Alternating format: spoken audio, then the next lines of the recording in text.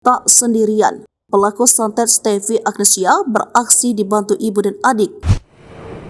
Sosok pelaku santet Stevie Agnesia masih menjadi teka-teki. Seorang ustadz sempat membocorkan kepada Stevie mengenai sosok pelaku santet. Pelaku disebut tidak beraksi sendirian dalam mengirimkan guna-gunanya. Rupanya pelaku adalah lawan berantem Stevie pada tahun 2019 lalu. Ia memastikan bahwa santet yang dikirim padanya tak ada kaitan dengan asmara, sebab pelaku santet Stevie merupakan seorang wanita. Hal itu diketahui ketika ada orang-orang yang tak dikenal mendadak mendatangi Stevie. "Ada yang aneh di badan kamu," kata Stevie menirukan ucapan orang tersebut. Sampai kemudian ada seorang ustadz kenalan temannya yang membocorkan sosok pelaku santet Stevie. "Saudara teman kamu, mereka ustadz yang punya kelebihan dan ngomong hal yang sama.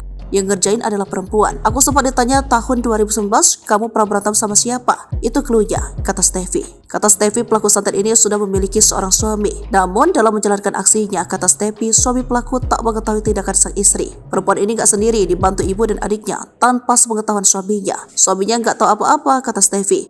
Bahkan kata Stevie, pelaku santet selalu mengaku sudah memaafkan kejadian tahun 2019 silam. Selalu bilang sudah memaafkan. Saat itu masalah itu dia yang mulai duluan loh, katanya.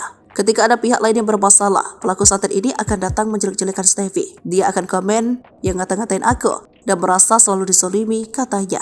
Stevie menduga pelaku mengenal ilmu hitam sudah dalam waktu lama.